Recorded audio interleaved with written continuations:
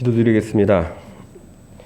지난 한 주간에도 주 안에서 살아오면서 오늘 저에게 주의를 허락하셔 가정에서 온라인으로 그리고 교회에서 주님 앞에 나오시게 하심을 감사드립니다. 오늘 우리가 지은 죄를 고백하고 회개하는 시간을 통해 주님께 순종할 수 있도록 허락하여 주시옵소서. 올 한 해 우리는 코로나로 인해 고통과 어려운 나날을 보내고 있습니다.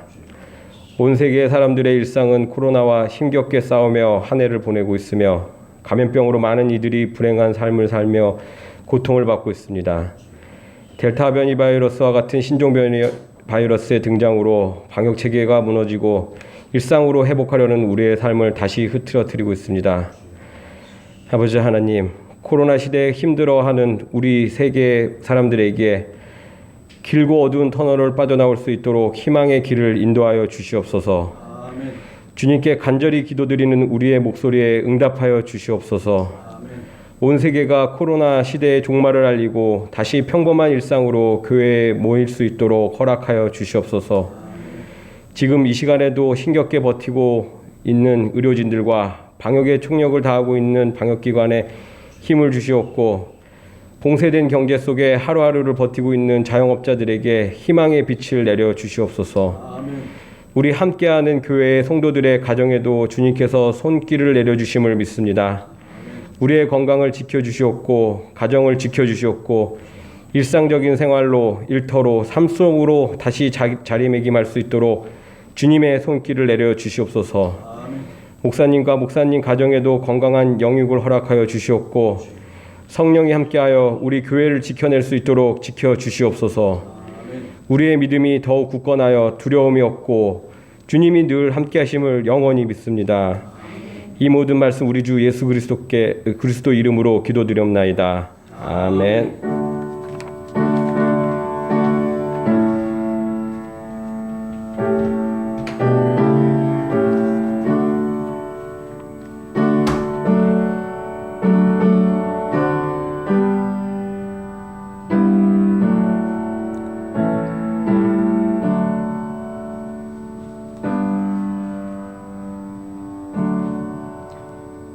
우리 응답송 같이 하겠습니다. 할렐루야 할렐루야 할렐루야 할렐루야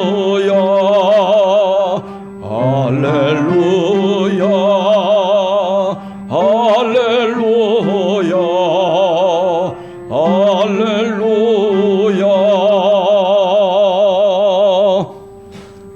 오늘 우리에게 주시는 하나님의 말씀은 신약성경 사도행전 13장 1절에서부터 5절까지 말씀, 우리 신약성경 208쪽에 있습니다. 우리 김정아 집사님 나오셔서 하나님의 말씀 봉독해 주시겠습니다.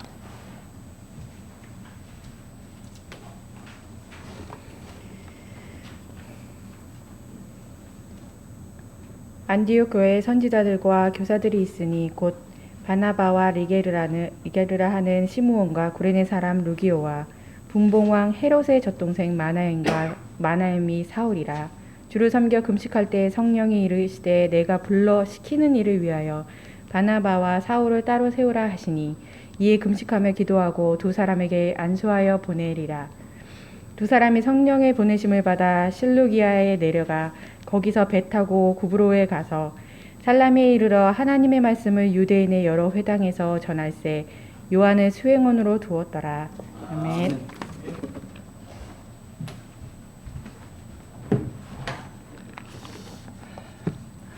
우리가 사도행전을 수요 예배 때 그죠?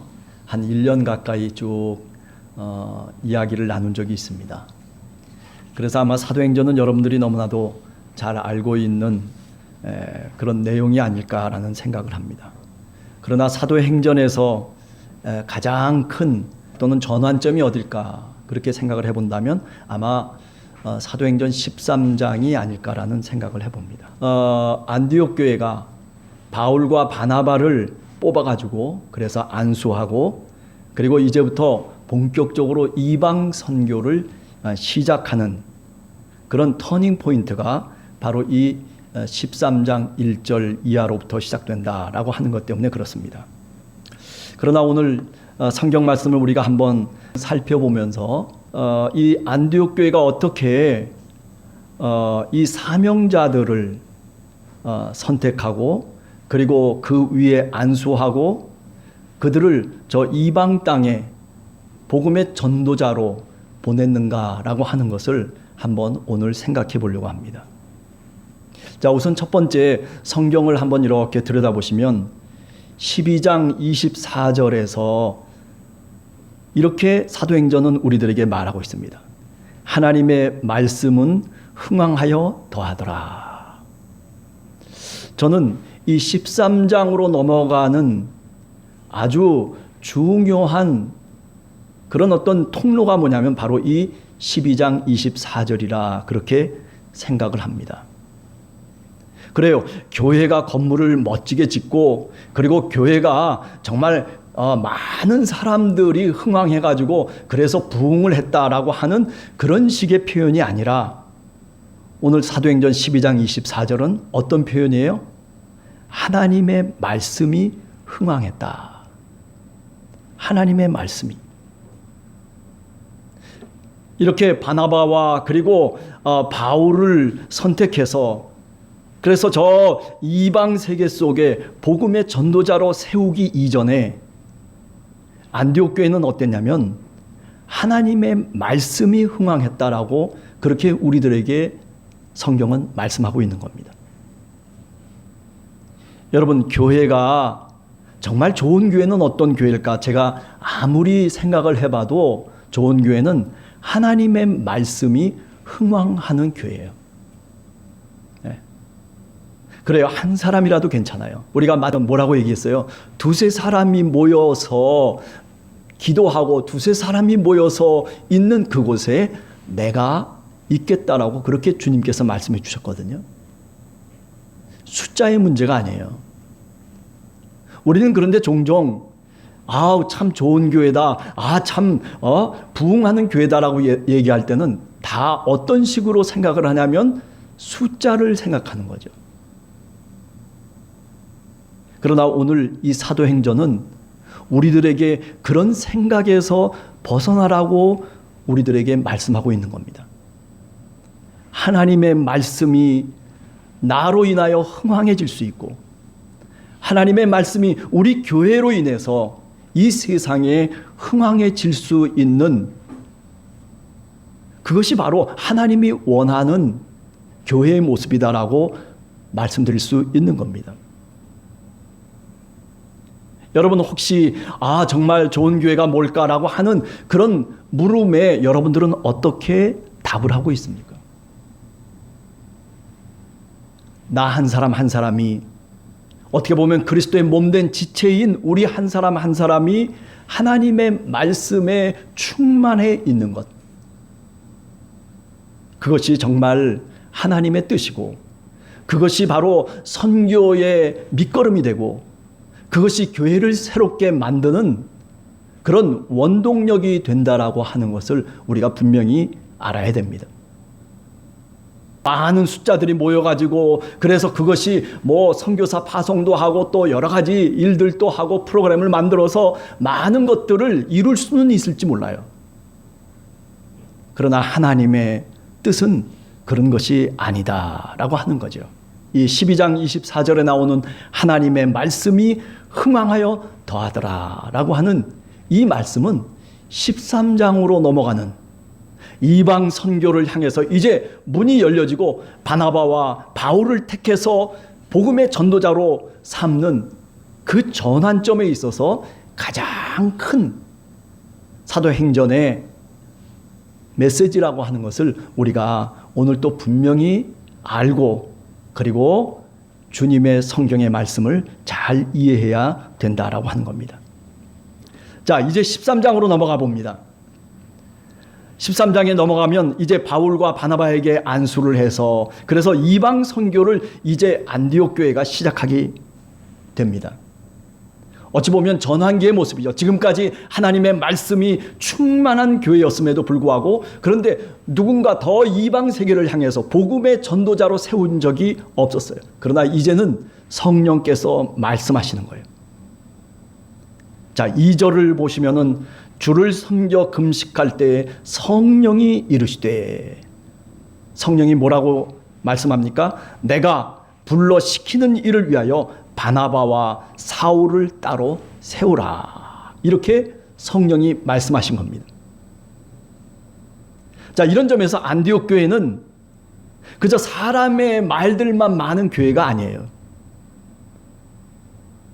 뭐 어떤 사람이 이런 얘기를 하고 어떤 사람이 저런 이야기를 하고 뭐 많은 이야기들이 교회 속에 있지만, 그러나 안디옥 교회는 어디에 집중하고 있냐면은 바로 성령의 음성에 집중하고 있다는 거예요. 네. 안디옥 교회가 어떤 교회입니까? 우리가 역사적으로 생각해 보면 사도행전 1장부터 한번 쭉 우리가 거쳐가면서 이리저리 생각을 해보면, 그렇죠, 예루살렘 교회 속에 히브리파와 헬라파 유대 기독교인들이 있었어요. 그런데 둘이 여러 가지 갈등이 생기게 되고, 그래서 히브리파와 헬라파가 갈라지게 되면서 그 속에서 우리가 잘 아는 7 집사를 선택하게 되죠. 아니, 거기까지는 좋은데 교회의 문제를 해결하고, 그리고 하나님의 뜻대로 그 교회가 움직여 나가고, 그리고 복음의 전파자로서 교회가 역할을 하고 있는 거 틀림없는데, 그런데 이제 문제가 생기는 거예요. 어떤 문제가 생기냐면, 스데반이라고 하는 그 헬라파 유대 기독교인의 지도자가 이제 설교를 하고, 그리고 강하게 하나님의 말씀을 외칠 때 그때 핍박이 들어오고 박해가 들어오고, 그래서 결국 어떻게 됩니까? 결국 순교를 하고 죽게 되는 거죠. 그러면서 헬라파 유대 기독교인들에게 여러 가지 문제가 생기기 시작했어요. 지도자를 잃어버리니까 교인들이 방황을 하기 시작한 거예요. 그래서 예루살렘 교회에 핍박이 들어오면서 그 헬라파 유대 기독교인들이 어디로 다 피신해 가냐면 저 지중해 지방으로, 두로로, 시돈으로, 그리고 뭐 사마리아로 거쳐서 다 뿔뿔이 흩어지고 말았어요.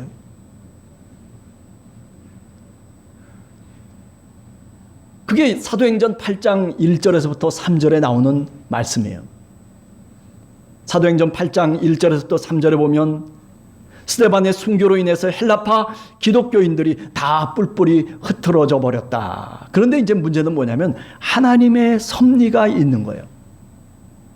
그렇게 다 실망하고, 그리고 어쩔 수 없는 그 박해로 인해서 다 흩어져 버렸는데, 근데 어디서 이제 비로소 만나기 시작하냐면 바로 이 수리아 안디옥이에요.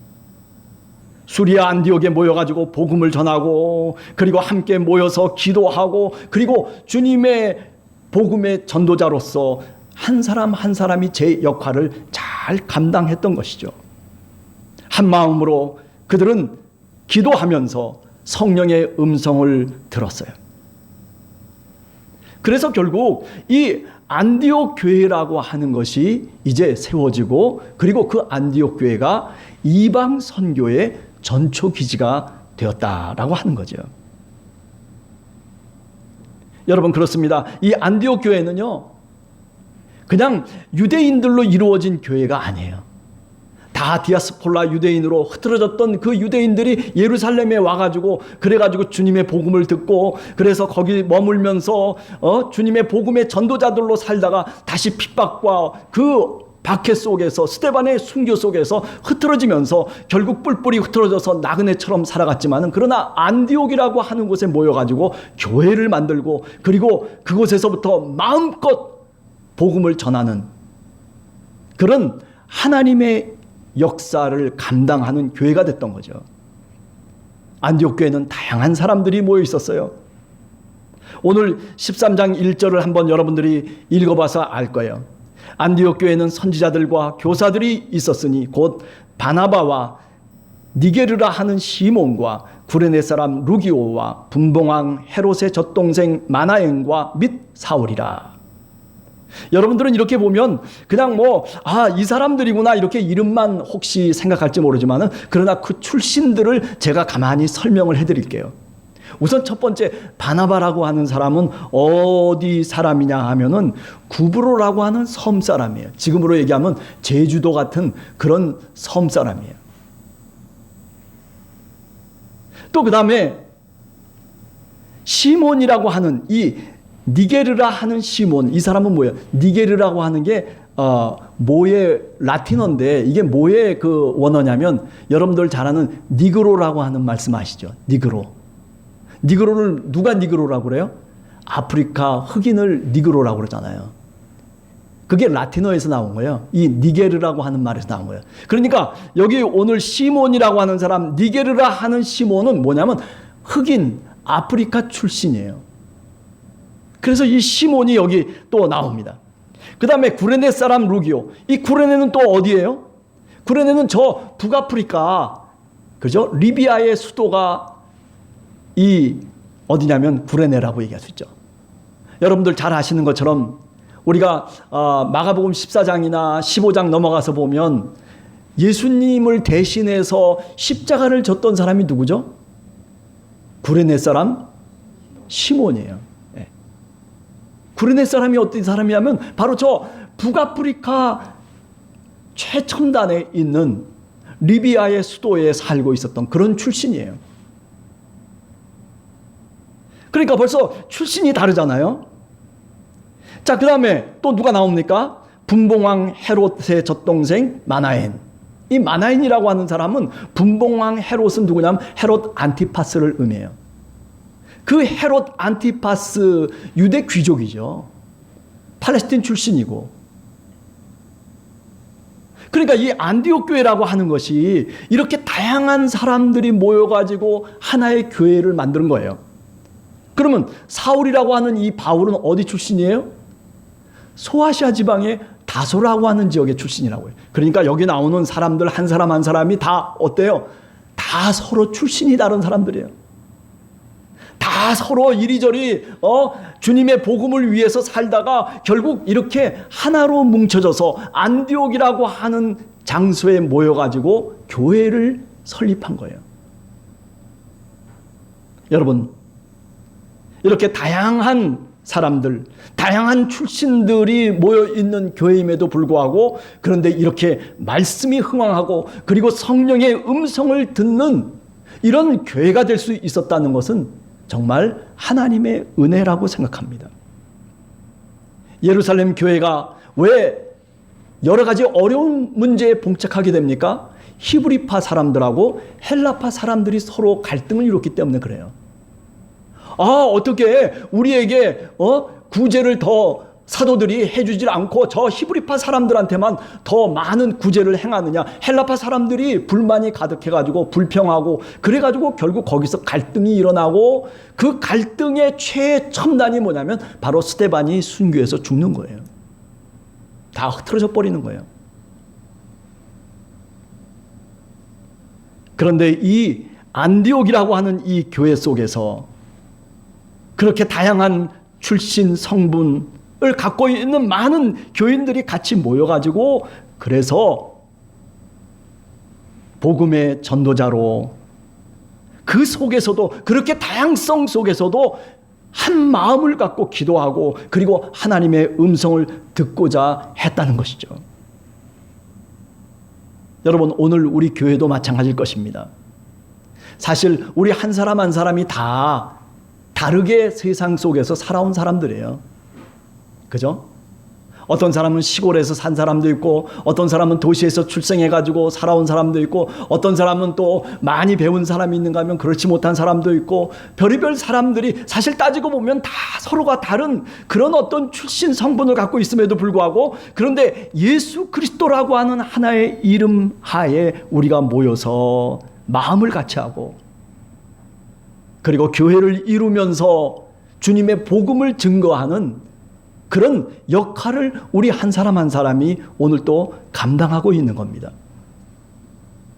여러분, 이것은 안디옥 교회, 초대교회의 모습이 바로 그런 모습이었다라고 하는 겁니다.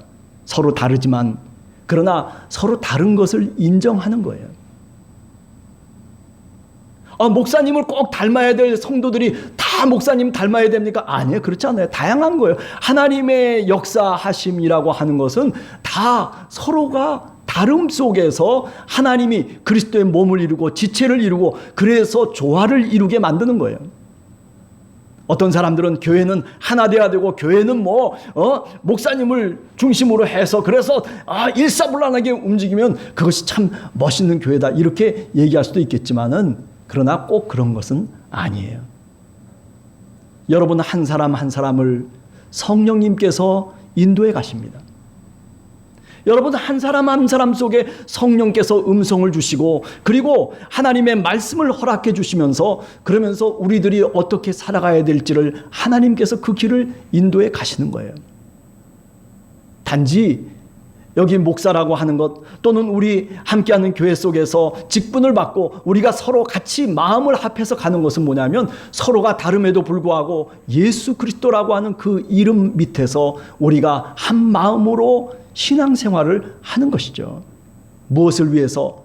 교회를 크게 짓기 위해서가 아니라 오늘 이 안디옥 교회의 이야기처럼 하나님의 말씀이 흥왕토록 하기 위해서예요.